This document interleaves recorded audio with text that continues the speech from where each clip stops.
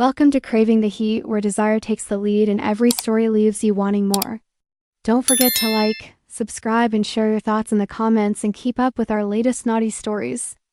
You ever feel like someone looked right through you, not in a way that scared you, but in a way that awakened something you almost forgotten was still there?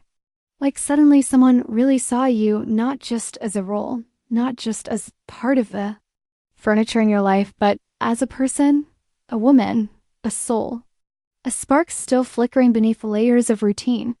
I didn't go looking for any of this. It wasn't planned. I didn't wake up hoping to want something or someone that wasn't mine. But life doesn't always knock politely at your door. Sometimes it drifts in slowly like fog, wrapping itself around you so quietly you don't even notice until your skin is wet. Your breath shallow and your whole world has changed. It started so simply, just a glance. A fleeting look that lingered. One beat too long. It should have meant nothing. And maybe it would have if I'd looked away, but I didn't. Because when you've spent so long feeling invisible, when your presence in your own life starts to feel like background noise being noticed, feels like someone handing you oxygen after you've learned to live without air. That one glance cracked something open inside me. Something I kept hidden and quiet and numb for far too long. My husband hadn't touched me in weeks. He hadn't asked how I was feeling. Hadn't noticed the subtle weight I carried in my eyes, or the way my voice softened when I was exhausted, or how I no longer danced in the kitchen like I used to. He'd kiss our kids goodnight, climb into bed, turn away, and sleep, while I laid awake next to him, staring into the darkness, wondering when exactly I had disappeared from his world. So when someone else saw me, noticed me in a way that felt real, intentional, I didn't turn it away. I let it linger. I let it breathe, not out of lust, not out of rebellion, but because, for the first time in forever, I felt seen. He didn't say anything, not at first, but the way he noticed when I wore a new dress or did something different with my hair, the way he laughed at my dumb jokes like they meant something, that silence was loud, louder than my husband's indifference. It spoke volumes I hadn't heard in years, and the most dangerous part, I noticed him noticing me. And I liked it. That's where it began, not with a bold move, not with hands or mouths or words. It began with the ache of being remembered by someone who wasn't supposed to remember me. A slow ember in my chest started to burn, not with desire, but with recognition. With the quiet hope that maybe I was still someone worth seeing. I kept telling myself it didn't mean anything, that it was just attention and I was just flattered, that I wasn't crossing any lines. But here's the truth. Some lines don't have to be crossed to be broken. Some lines dissolve in silence, in eye contact, in unspoken knowing, in that pull between two people who never planned for anything to happen, but started wondering what it would feel like if something did. They say the most dangerous desires are the ones you never say out loud, and ours began in silence. His, in a glance, mine in the space I didn't close. The slow unraveling didn't begin with touch. It began with presence, with the simple and heartbreaking realization that I wanted someone to see me, not as a wife, not as a mother, not as a meal planner, laundry folder, or a lunch packer. Just me. I'm in my mid-30s. 2 beautiful kids. A house that's always halfway clean, always halfway loud. A heart that's been half full for too long. My husband. He used to hold me like I mattered, like I was breakable and precious. Now he speaks only when there's something practical. To say, we need more milk. Did you sign the permission slip? What time is the dentist appointment? We share space, share chores, share a bed. But not each other. I used to think that was normal, that marriages go quiet, that routines replace romance. But inside, I was starving for warmth, for connection, for someone to look at me and see the woman underneath the tired smile. And then there was him, my husband's friend, someone who had always just been there. Around, quiet, observant, polite. But over time and the subtle gaps my marriage left behind, he stepped into those spaces not with intention, not to stir anything, but simply by noticing. He noticed the way my shoulders dropped when I was overwhelmed, the way my eyes betrayed me when my mouth said, "I'm fine," the way I wore that same cardigan when I needed comfort. He asked questions no one else asked, and he listened like the answers actually mattered. We never flirted, never crossed a line, but there was something in his gaze, gentle, curious, like he saw the pieces of me I'd forgotten I still had. Our house. It's quiet, too quiet. The kind of silence that doesn't calm. It drowns. Dinners are filled with the clatter of forks and the sound of my children's laughter and my husband scrolling. I clear plates while he checks emails. I wipe counters while he checks out. And sometimes I glance across the table, catch that friend's eyes, and wonder, do you hear the silence too? We don't talk about feelings in our home. We don't fight, we just exist. But when he was around, I remembered that I used to feel.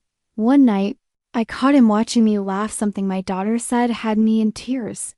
His eyes didn't shine with flirtation or hunger, they softened, like he was memorizing that version of me, the one I didn't even realize was still there, and I felt myself lean toward that warmth, not with my body, but with my heart. I told myself it was just kindness, just friendship, that I was overthinking it. But even as I whispered those reassurances to myself, something inside me stirred. Something that had been asleep for far too long. It wasn't desire. Not yet. It was longing, recognition. Not of the woman I'd become, but of the woman I used to be. The one who laughed with her whole chest, who danced barefoot, who wore lipstick for no one but herself. That's where it started, not with betrayal. But with the quiet ache of being wanted again, it was just a weekend gathering. Casual. Kids. Playing in the yard. Friends laughing on the patio. I wore a soft cotton dress, hair pulled back, no makeup.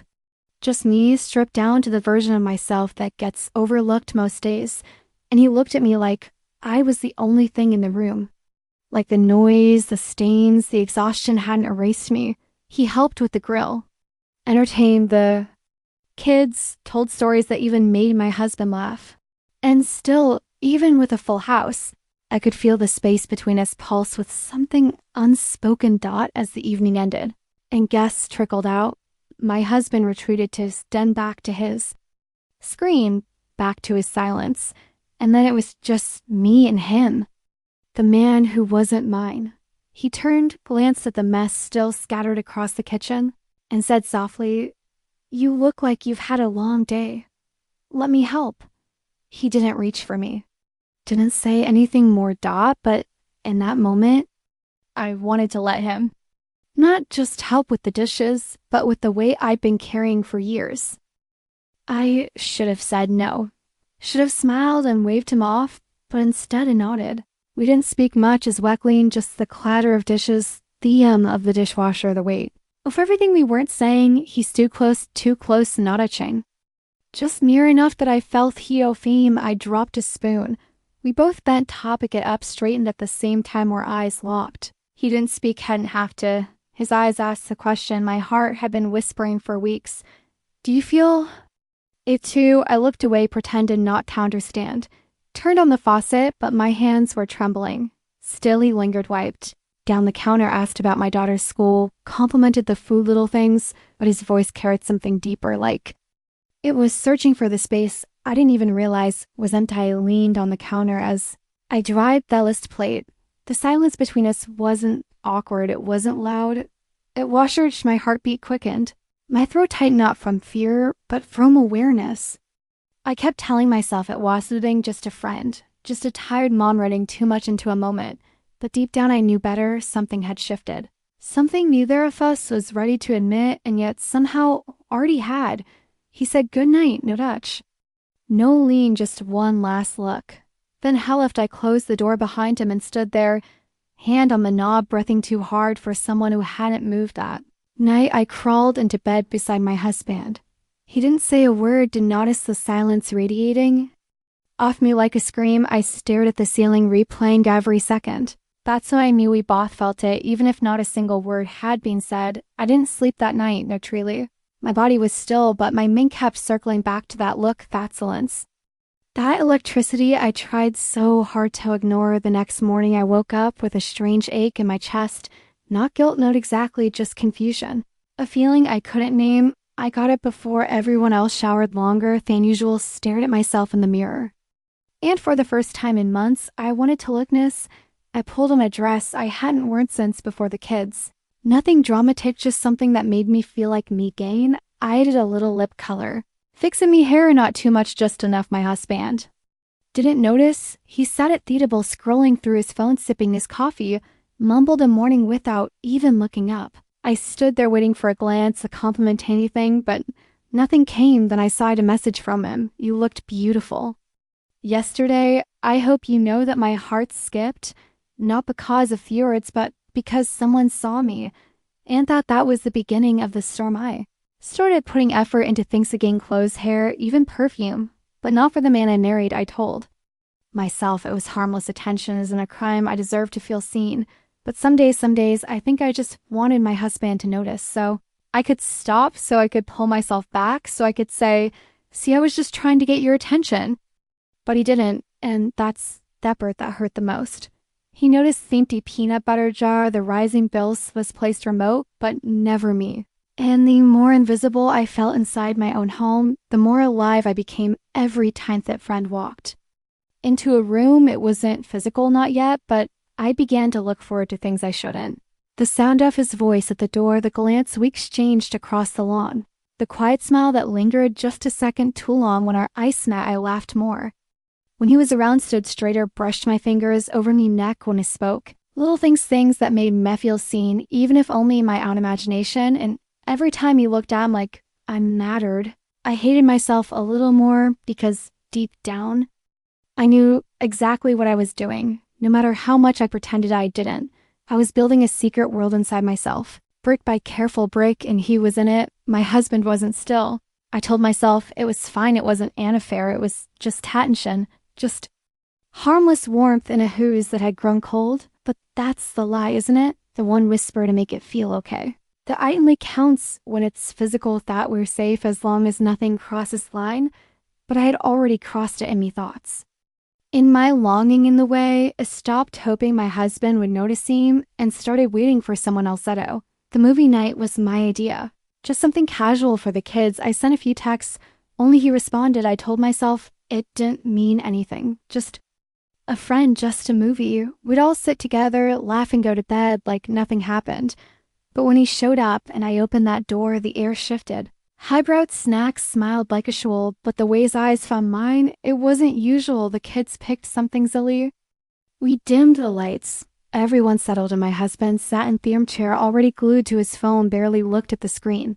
They limited us at all. I sat on one end off the couch. He sat at the other, the kids in between, giggling and tossing popcorn calmly, unaware that something dangerous and quiet was moving beneath the surface. I couldn't focus. I felt him, not his touch, not his breath, just his presence, a magnetic pull. I didn't ask for it, but couldn't ignore our eyes, matons across the room. Just a second. It felt like everything stopped. My heart pounded, my throat tightened. I looked away first because if I didn't, I might not have looked away at all. The movie ended, the kids, half asleep, curled against the cushions, little warm reminders of the life I'd built, a life I loved, a life I was betraying. Insolence. No one moved right away. The credits rolled.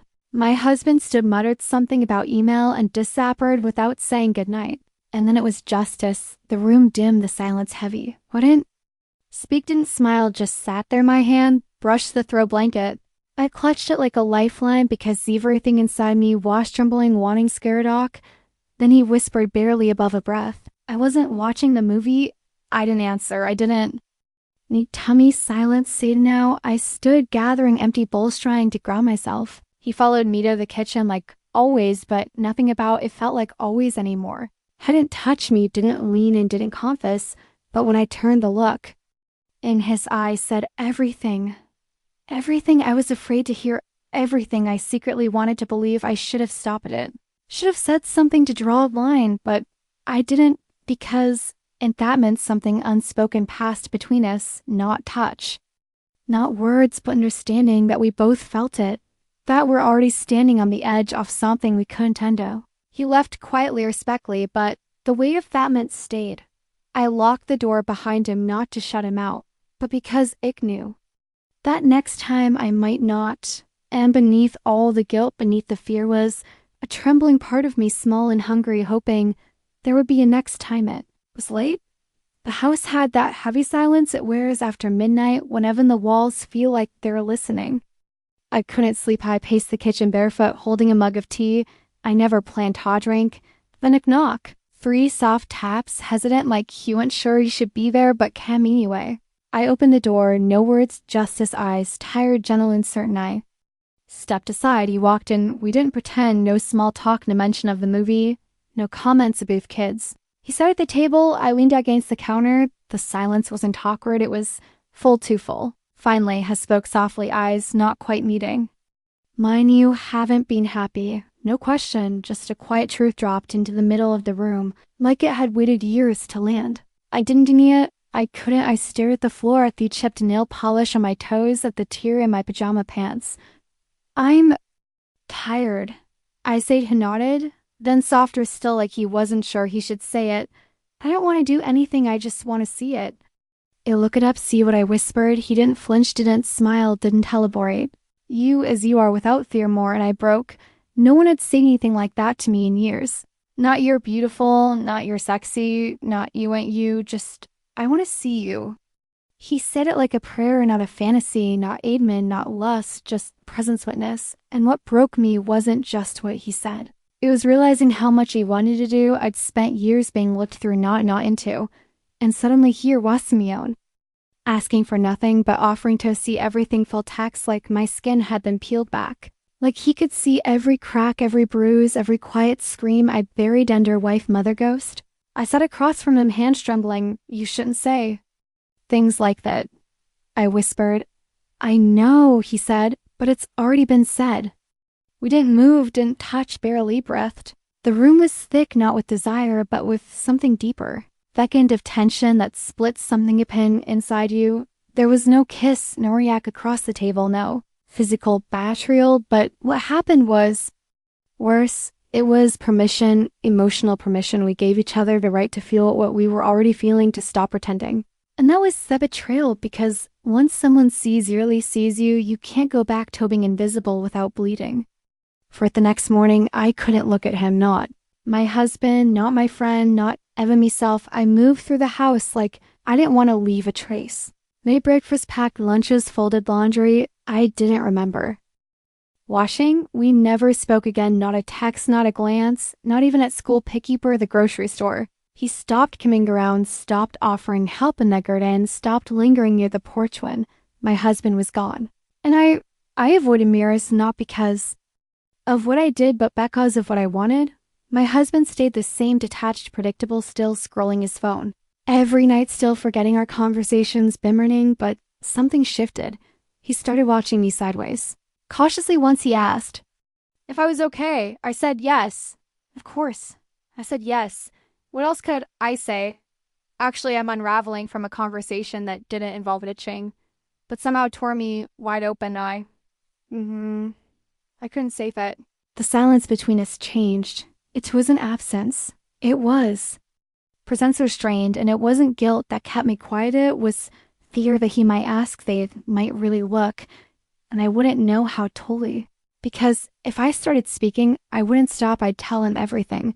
Not just about the night, but about the years, the ache, the erosion, the loneliness that settled him like dust, but never asked, and I never offered. And the friend, he disappeared. No drama to be just absence, but he left something behind, ash shadow in the hallway, a pause at the sink, a wait. In the back of my mind, every time I reached for the light switch, he was gone, but I could still feel him in the breath we held back. In the moment we almost crossed the line, my marriage didn't fall apart. On the surface, it looked the same. Dinner was made. Bills were paid, the kids still odd. But I had changed. Something inside me had cracked. And no one enticed. Maybe that's what hurt most. Not longing, not even the betrayal. The fact that I was drowning quietly. And no one thought to ask why my eyes smile. Stay on tired, polish it practiced, I carry on like women do, like mothers do, like wives do. But part of me would always remember.